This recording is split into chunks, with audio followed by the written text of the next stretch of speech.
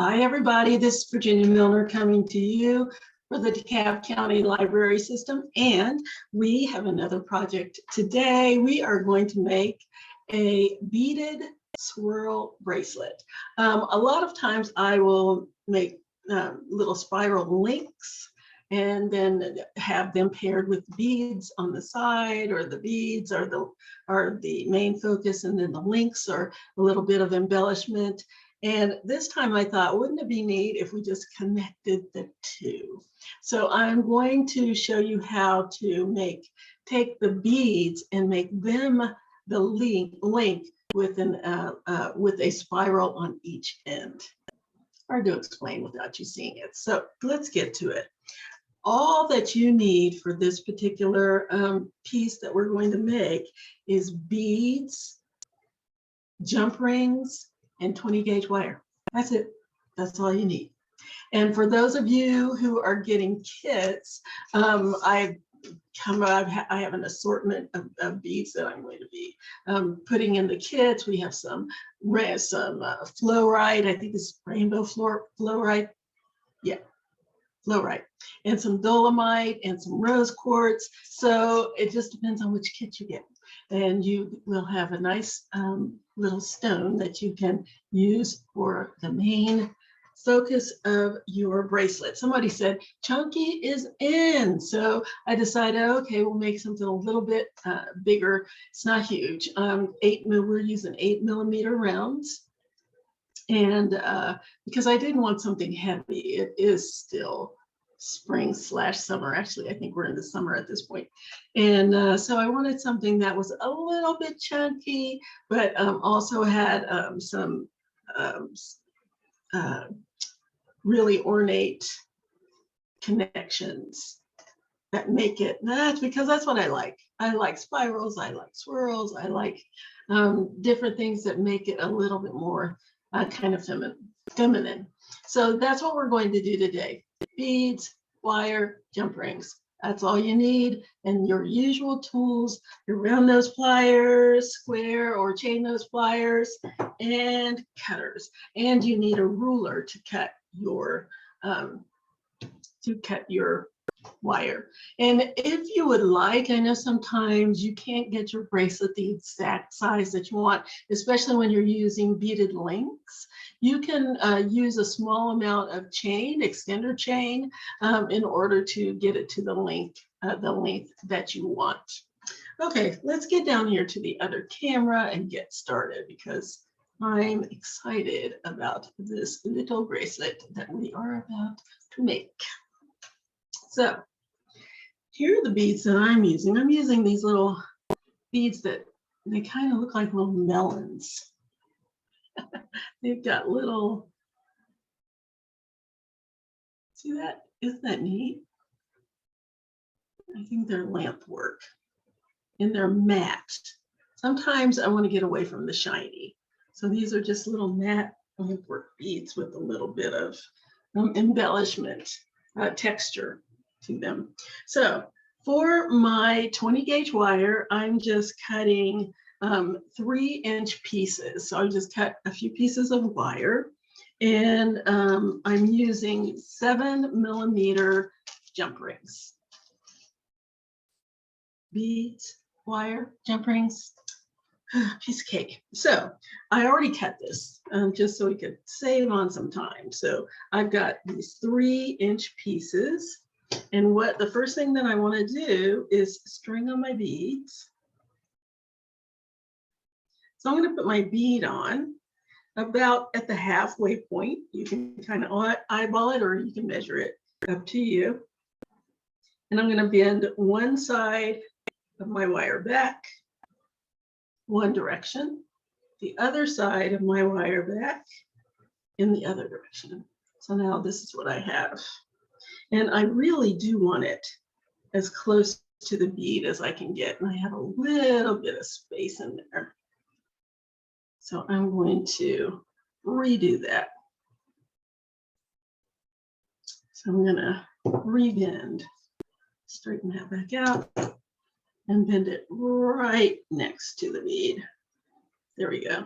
So then I want to keep bending around my bead until I get to the other side where the drill is, where the hole is. And then I'm going to bend the other one all the way over. So it looks like a little S with a bead in the middle, like that. Now I can see just by looking that one of these is a little longer than the other, and I want to make them the same length. So what I'm going to do is measure the shortest one, which is about 1 inch and a quarter, a little less than a quarter. Yeah, just a little smattering under 1 inch and a quarter. The other one, and I'm measuring from the end of the bead. Yeah, so I've got a little less than 1 inch and a quarter there. The end of this bead, I've got a little more than 1 inch and a quarter. So I'm going to cut off the excess so that they're both about the same. If I can get my cutters to work, come on, cooperate. Grab that end. Turn it this way so that the flat edge is actually where I want to cut. Right there. I don't want this little tip to fly away from me, so I'm going to take this little tube and aim the wire down into it and cut. So now there it is right there. Not on the other side of the room or on my floor, which I don't like. So now I should have 2 pieces that are about the same length. Yes, that will do. So now what I want to do is make a spiral. So I'm going to grab the tip of my wire. It's got a little dip in it, so let's see if we can get rid of that. It doesn't have to be super straight because I'm about to spiral it up anyway, but okay. So what I want to do is make a spiral, and see the spiral is going to go away from the center. So it's going to go that way. Here's the center of my bead. It's going to go away from my bead. So I'm going to grab the tip of my wire with the tip of my pliers. And I'm going to make a little bend. That way it'll be easier for me to grab. And now, excuse me, I've got a frog in my throat. I'm going to make a little tiny loop. Just rotate that until I have a small loop. And then I'm going to keep rotating until the wire is wrapping around itself.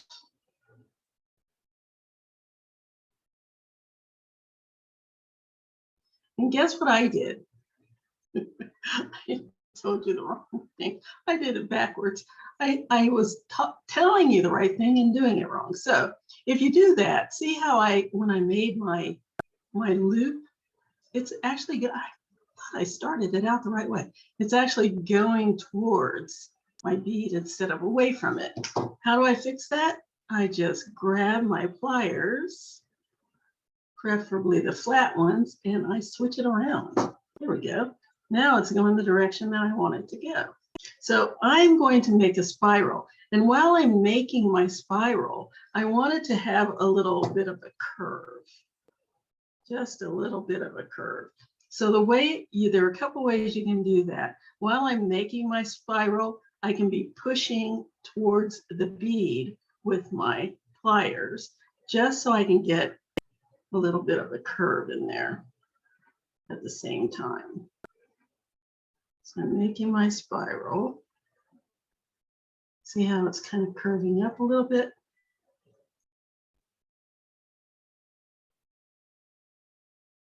And there we go. And then I can make my adjustments. If you heard that beep, that was my coffee maker. Sorry. There we go. And there's my little spiral on one side. Looks like a little swan.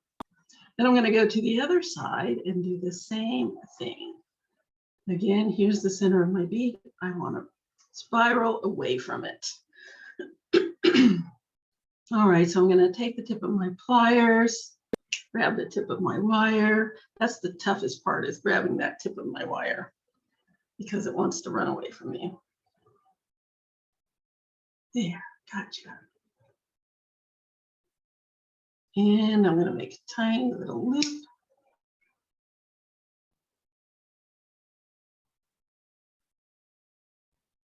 There we go. Now, I want, again, to kind of make a little curve. And I said there's a couple ways you can do that. You can do it with your fingers. If you want to do that, you can kind of start curving it. Just giving it a little curvature. And then while I'm making my loop, I'm pushing down on the wire and turning at the same time. See how it's starting to build a little curve there? And I'm just going to keep turning until I've got a little loop, and keep going until it starts to turn into a little spiral. And I'm pushing against my bead so that I have a little curvature.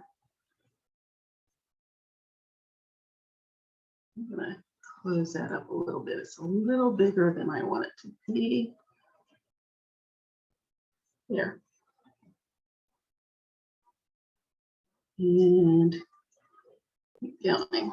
And you can also, once you get to this point, you can take your flat pliers and make a little curve in your bead too. Just give it a little curve.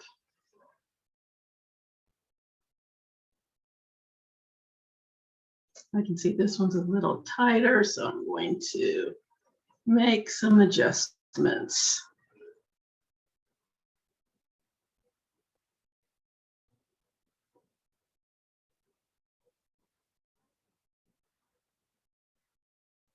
Here we go.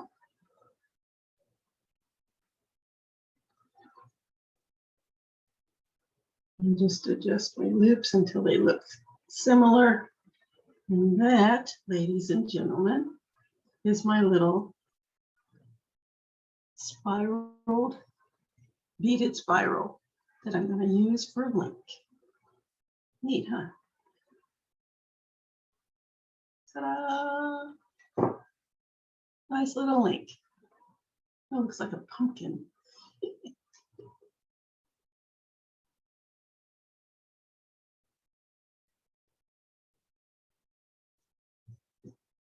And you can make any adjustments that you need. Ah, that's cute. Cute, cute, cute. That's my link. And now I'm going to add it to the other ones I've already made. See?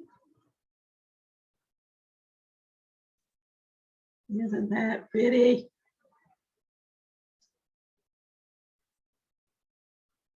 I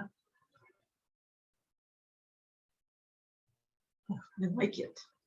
So the way you add it, and I'm probably going to make another one so I can show you that again. The way you add it is just with jump rings.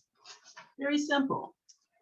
So I'm going to take 2 jump rings, and one of the reasons that I use 2 jump rings to connect is because it gives me a little bit of extra security. One, I might not feel as strong enough, so I have an extra one just in case. Also, when I'm making spirals, it kind of fits the pattern.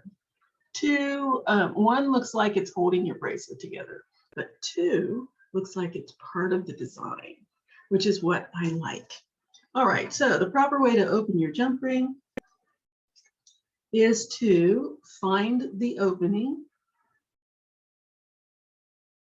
There it is. Put 1 pair of pliers on one side of the opening, and then you can take your thumb, because again, this is 7 millimeters, so it's a pretty decent size jump ring. I can take my thumb on the other side of the opening and just push down. And there we have it. Nice open jump ring. So that when I go to close it back up, I just twist it back the other direction and it matches up perfectly. Again, pliers on one side of the opening, if I can find it.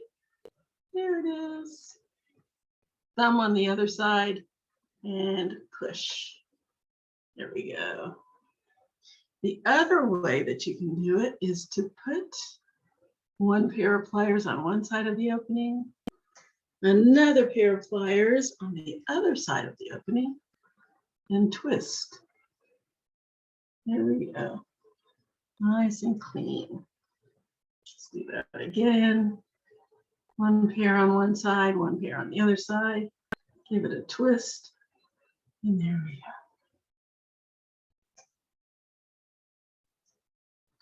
go. Okay. Now, in order to attach, I can just take my jump ring, slide it on the inside of my spiral here. And I like to put it inside the very center loop. And grab my little link. And what I've done, and this is just a design choice, was go back and forth. So my link, this link is wrapping this direction. And the next one is wrapping, nope, did I do that? Nope, there we go. Yes, this one's wrapping this direction. And then the one next to it is going the other direction. So that way they just all kind of match up.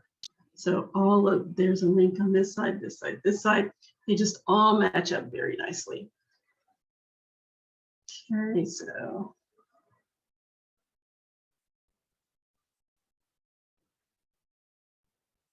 Slide my jump ring on in the center like so. And there we go. Close it up. Now the proper way to close. And I find that one of the easiest ways to close it is to just squeeze the ends together and then make whatever adjustments I need. And there we have it. And then what I suggest that you do is push the back of the wire against the long edge of wire. And that way you don't have to worry about your jump ring sliding off around the little spiral.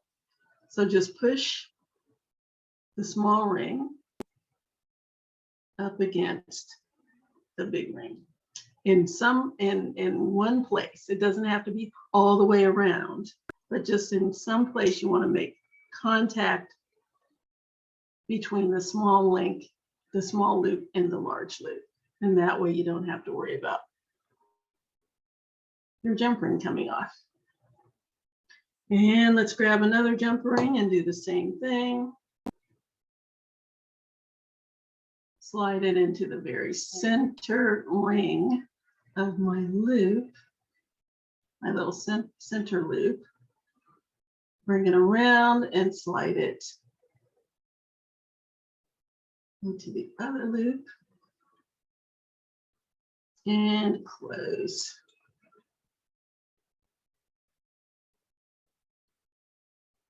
And make sure that those ends are nice and flush. There we go. And one thing that you always want to make sure that you do not do is get your jump rings tangled.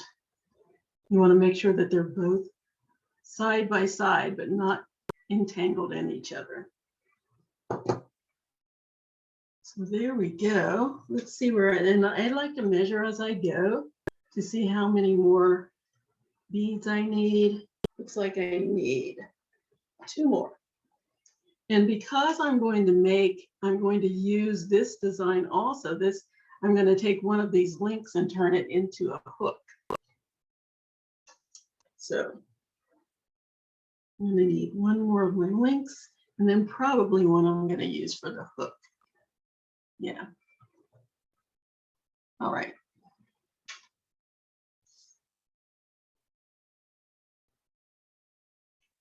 So let's grab another one of my little links here, one of my little pieces of wire, 3 inches, slide it on my bead, slide it to the center.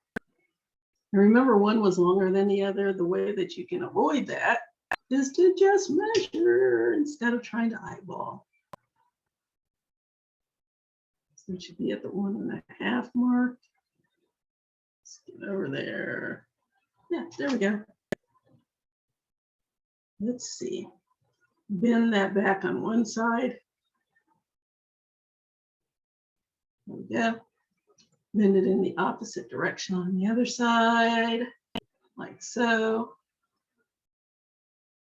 And then keep wrapping it around the bead until I get to the opposite drill point.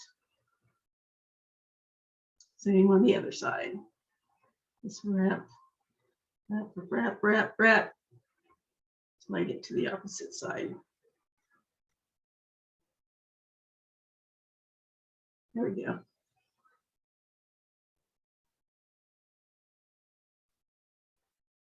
And let's measure, see what I've got.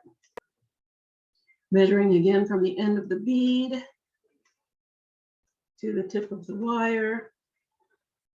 1 1/8. The other side.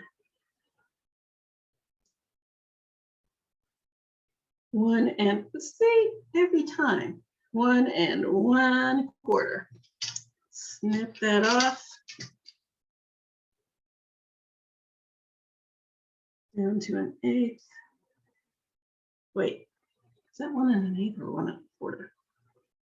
1 and, oh, a little bit more than 1 1/8. Right between 1 1/8 and 1 1/4. This one is a little more than 1 1/4.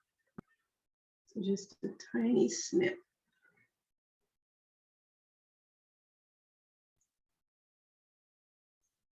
And there's that little tip. Grab my little well here, snip it. There it is. Get rid of that. Measure it again, make sure. There we go. Just under 1 1/4. Just under 1 1/4. Very nice.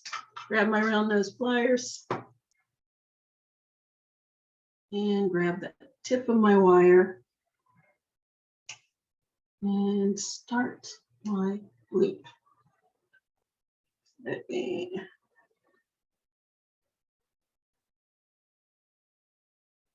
And again,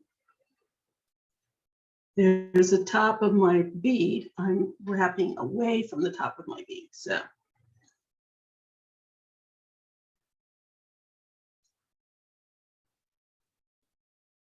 I'm going to bring my wire up a little bit, start my loop, and I'm going to be pushing towards the bead in order to get a little curvature. See how that's happening? I don't know if you can see that. Start pushing a little bit as I make my loop. So this, I'm pushing towards the bead just a tiny bit as I work, just to get a little bit of a curve, kind of a swan's neck. And once I get my loop, I keep wrapping the wire around itself, not against itself, just keep wrapping it around until I have the desired spiral. And here I have my little swan. Yay! Go to the other side. Same thing. Now, I said before that you can start the curve with your fingers, which you can. You can just use your fingers and start making a little bit of a curve. Just a nice little gentle graceful curves here. Just a little bit at a time. See how that's starting to curve? And then you can finish it off with your pliers, grabbing those at tip to tip. Always fights me every time. Easier way to do an easier way to do it is to put it under your thumb. I don't do that because when I do this, you can't see what I'm doing. I don't do it on camera. I do it when I'm doing it on my own. But you can put your finger under there, and that gives you a little more leverage. You have something to lean against instead of trying to do it in midair, which is what makes it difficult. Can you see what I'm doing? Probably not, because my thumb and finger are in the way.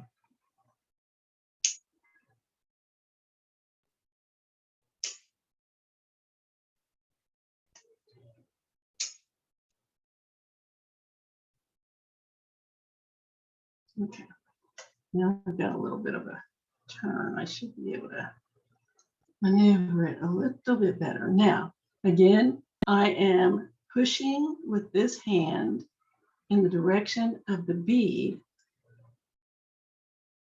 in order to get a little bit of a curvature while I'm making my loop. So I'm pushing and turning.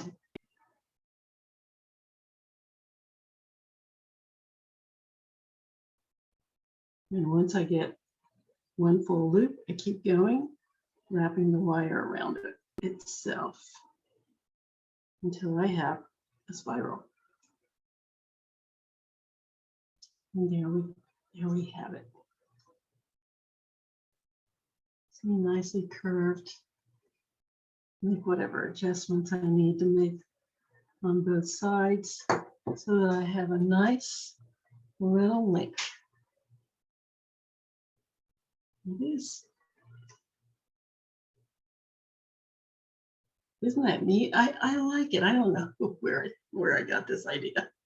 Kind of weird. I think I saw a picture. It wasn't even a piece of jewelry. It was sometimes my bedpost gives me ideas. I'll see a swirl in a carpet and I'll think, ooh, I wonder how that would translate to wire. So I can't tell you where I saw this. I've been watching Cinderella and this looks like a pumpkin with all those little swirly things around it after the fairy godmother changes everything. And so maybe, who knows, that might be where I got it. Silly, silly. But there we go. There's my little link. Let's put it with the others. Grab my jump ring. Slide it on. My last link here. And at this link, close it up. Where are my pliers? There you are over there. Get over, get off of there. Okay. And close it and adjust until the ends are together. There we go. I'm going to make sure this little loop is hugging the back of the wire so that my jump ring will come out. There we go. Just want it to be touching in one little place like that. Check this one and do the same thing. Let's push that. There we go. Nice. And let's add the other jump ring right into that center loop. Bring it around the other center loop and close. Okay, make sure the ends are nice and flush. And there we have it. And let's try on again. See where I am. Ooh, yeah, almost there. I think the next link I make is going to be my hook. And I'm going to do the same thing that I did with my links, except that the outer side is going to be a hook instead of a swirl. What do you think? I thought it was a neat idea. Let's do it, shall we? All right, so I still need the same 3 inches, the exact same 3 inches. Slide it on my bead, find my center, bend one side back in one direction, the other side back in the other direction. And now I'm going to measure, because I always have one side longer than the other.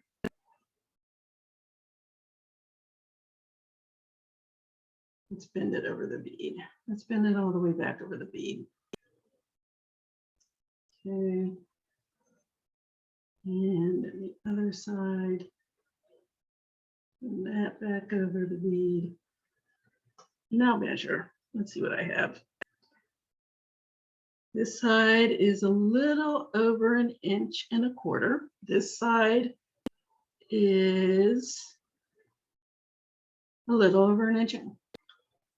For once they match up. But I'm going to bring this one down to where the others usually are, which is 1 1/8 inches.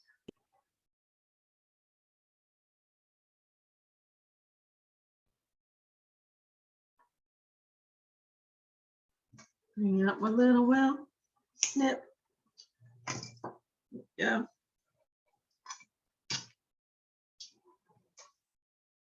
Is this one right?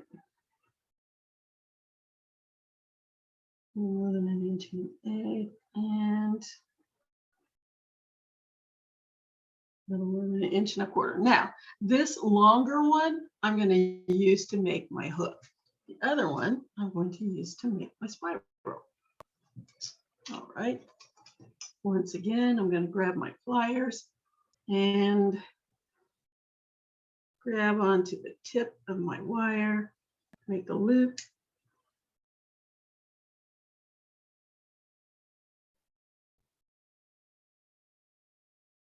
And I'm going to start my spiral. Once again, I'm going to push my wire towards the bead to get a little curve. While I'm spiraling, now look what I did. Now I have a sharp bend there that I don't want. When you're pushing, you don't want to push too hard. So I'm going to straighten that out and continue. Just curving, nice and easy while I make my, and again, I've got another sharp end. I'm getting impatient.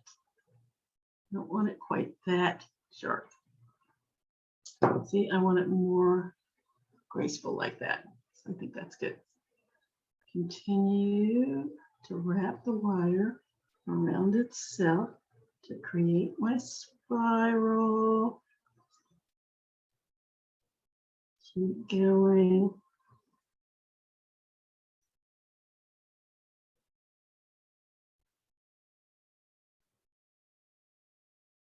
Do my little spiral. And there we have it. There's my little spiral. On the other side, I'm going to make a hook. So what I'm going to do is start off the same way I did on the other side. Scooch that over there. Make my little loop.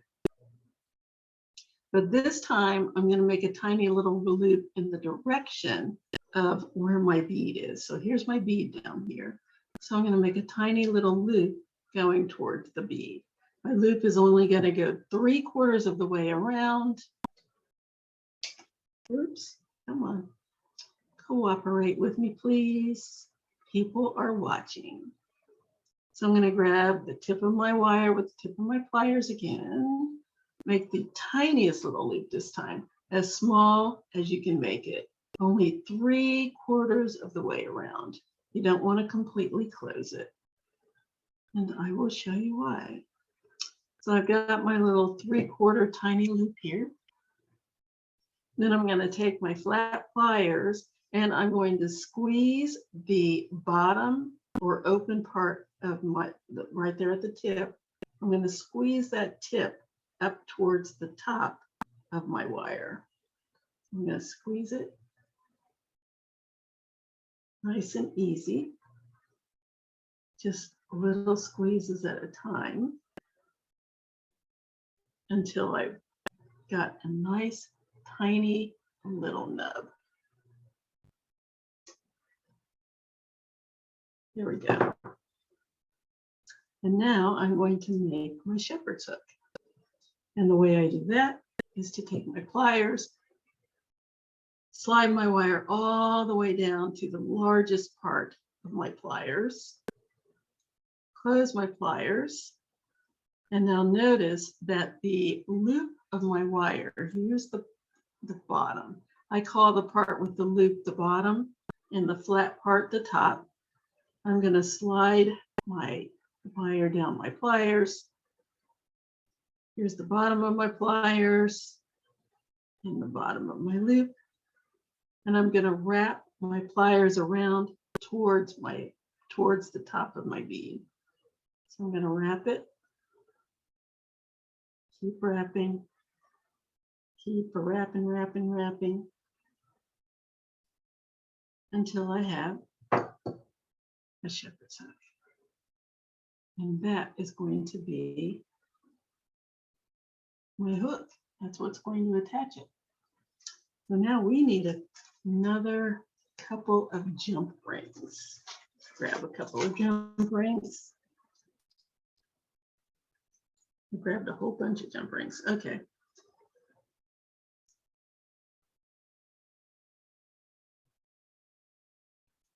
Okay, and again, open up my jump ring the proper way.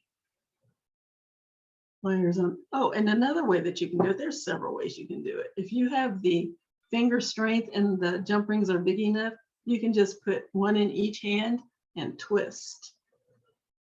Twist it open. Easy peasy. Slide it on one link, slide on the other link, and close it up. Then make the adjustments so that the little ends are nice and together. There we go.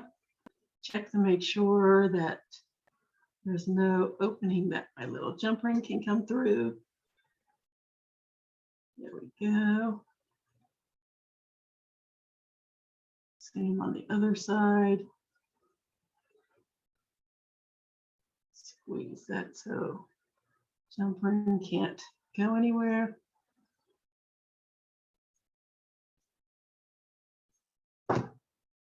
And one more jump ring, please.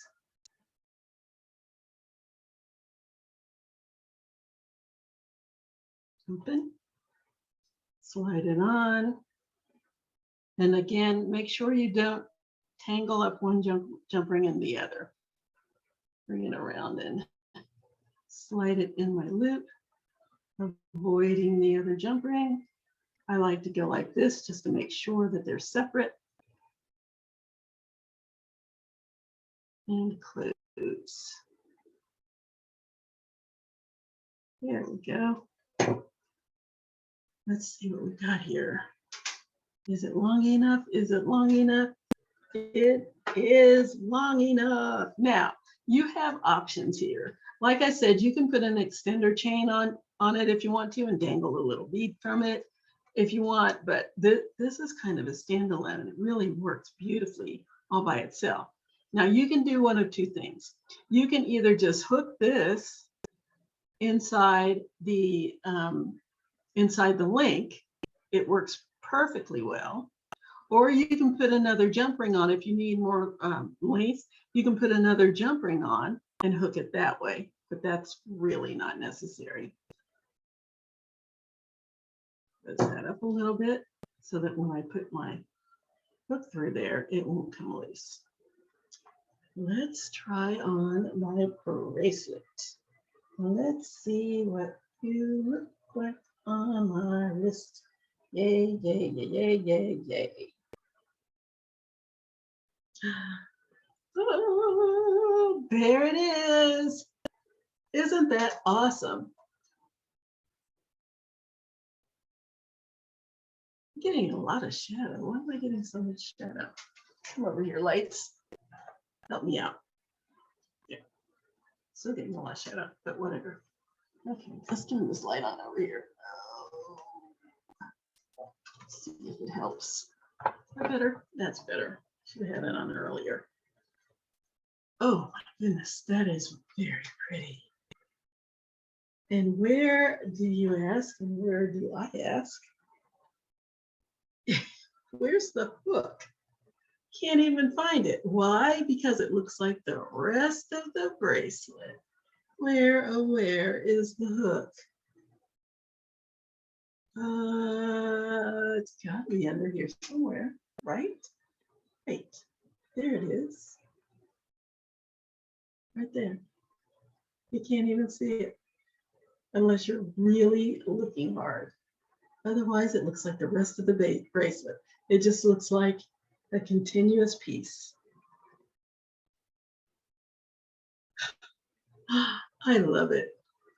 It has no front, no back, or at least none that anyone can see. Oh, I love it. Okay, that's it. That's our piece. I say a lot, what could be easier, but I would really love to hear your thoughts about this one, because I really don't know where I saw this shape. I have very many sleepless nights because I see shapes in my head while I'm trying to sleep, while I'm dreaming. But anyway, I like this a lot. And it's very, very simple. It's very functional because I don't need a lot of things to hook it together. It's its own link. Each one of these is its own link. It doesn't actually have to be wrapped. It just needs a spiral and some jump rings to connect it together. And I have a very, very pretty bracelet. So I hope those of you who get the fluorite or the dolomite or the quartz like what you get and will make something really pretty with it like this, because this is, I have to say, a very, very easy piece to put together. And you should be able to do it in very little time. And lots of them. I did not mean to do that. I was trying to get to the other camera, so let's just ignore that. I'm sorry. Okay. Never mind. Anyway, there we go. Here's our little bracelet. Again, like I said, you can put an extender chain on it if you want or need to, but I like the fact that this is an all-in-one piece. It just keeps going, and you, unless you are really, really looking, can't see any difference between the hook than you can between the hook and the links, because the hook is made from the same thing that the links are made from. I like it, and I think it qualifies as a chunky bracelet set, considering that they're bringing chunky back, is what I had heard. So there we go. Not too heavy, nice and chunky, lots of color, lots of nicely ornate, lots of little filigree, which is what I like. There you go. Easy, easy, easy peasy. So there's our piece for the day. I hope you liked it. If you did, let me know. If you didn't, let me know, and let me know why. Contact me.